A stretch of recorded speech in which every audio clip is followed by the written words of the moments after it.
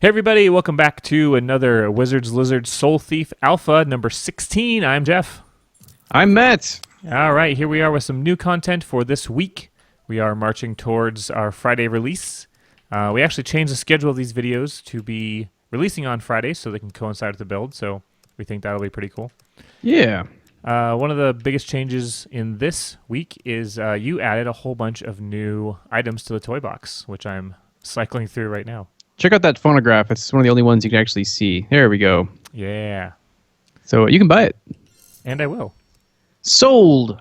You also added descriptions, which I think is pretty cool. Kind of lets people Yeah. know what it is that they might want. Why you should care. Although it doesn't tell you how to get it, Yeah. which that's something we could think about because I was playing this game called Magicite, and it tells you what you need to do to unlock certain things, and I thought that was kind of cool.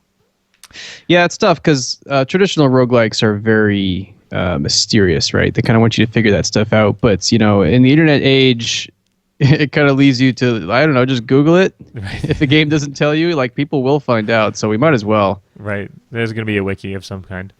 Yeah. So the phonograph actually, when you interact with it, allows you to change the music in Raga's room, which is pretty cool. It's fun. We don't have music on in the video, so you can't hear it, but it works. Good times. Good times. Something else I did recently was I modified the way that entities get placed into rooms.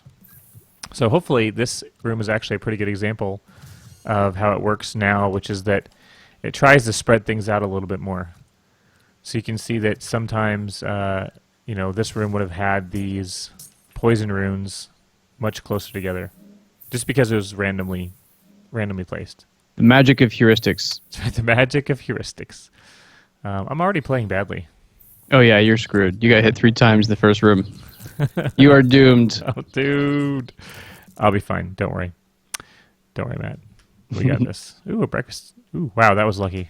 Lucky I didn't take any damage as that book. Yeah. Get out of here. Give me that sandwich. Yeah.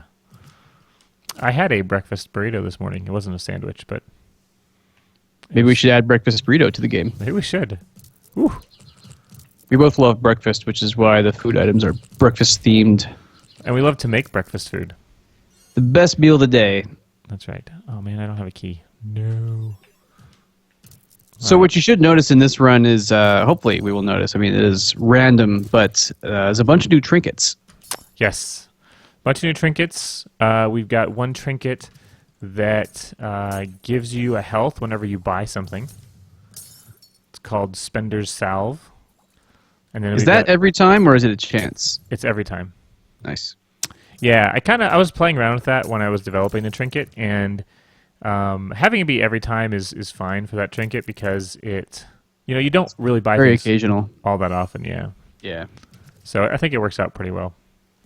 There's another one called the Gladiator's Medallion, which procs a shield when you kill something, I think.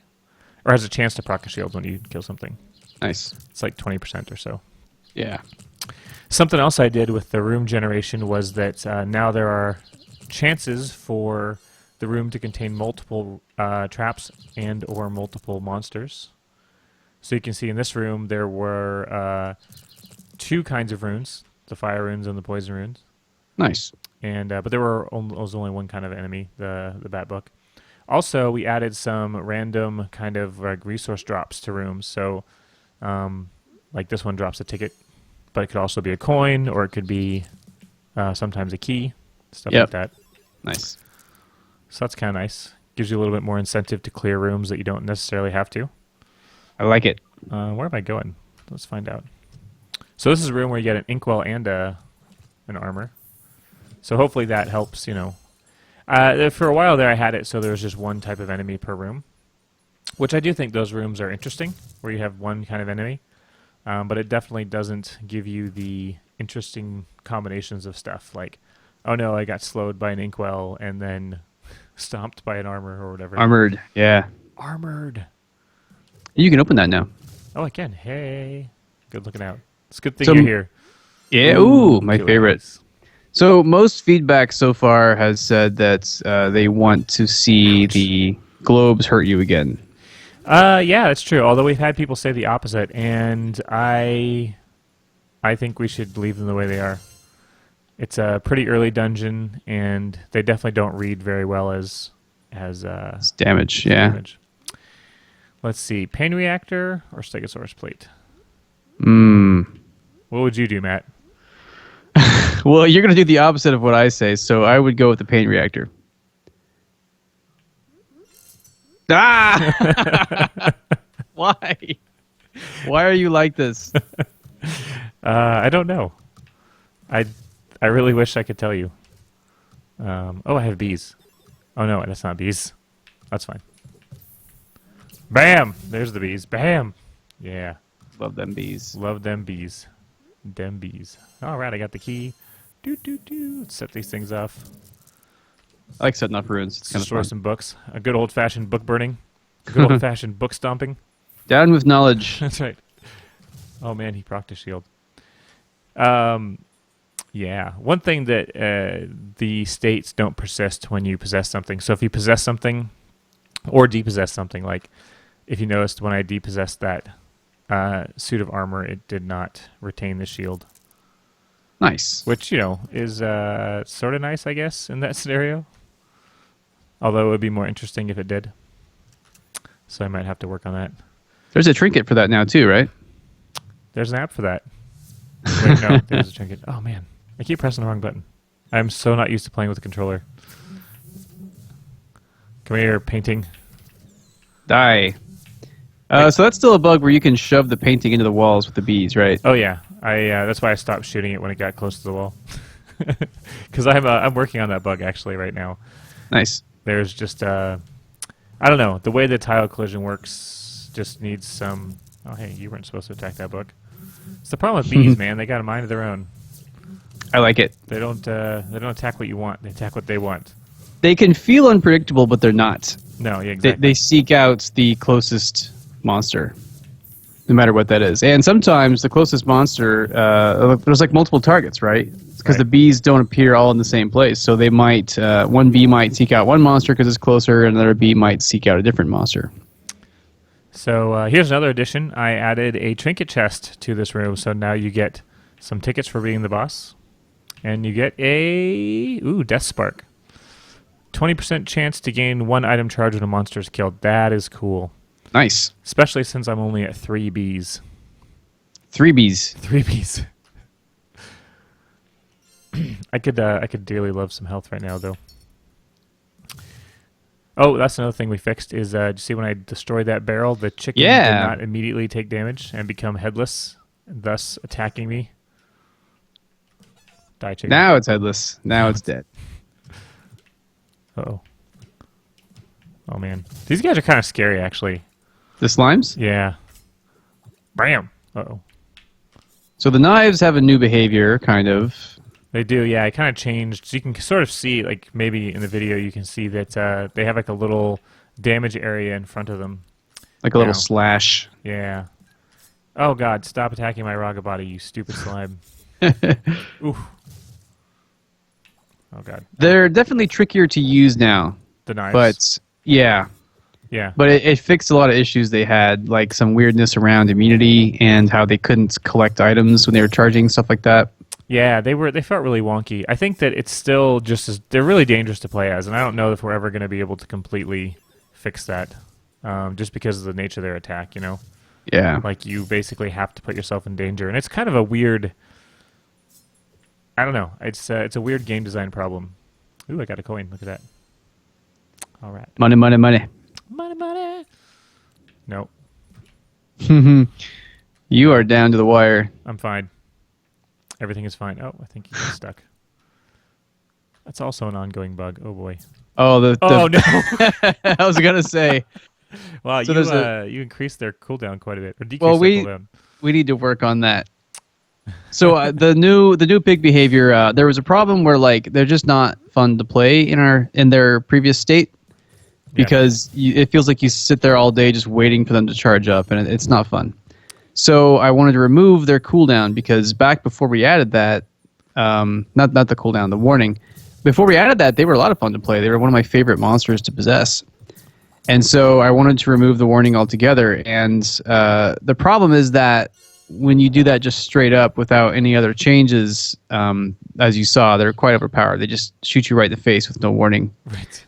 So I want to make them instead, they will only attack you if you're in front of them. So that way, like, I think that makes more sense too. Like a floating pig head, if you're behind it, it's not even necessarily going to know that you're there, right? Yeah, I think there needs some kind of cooldown, even if you're in front. Otherwise, you're just going to take immediate damage. There needs to be some kind of charge up. You mean like a warning? Yeah. Would you want to see that for the player too? Absolutely, yeah. I think everything in the game should have a warning. Ooh. I don't like how it plays, though.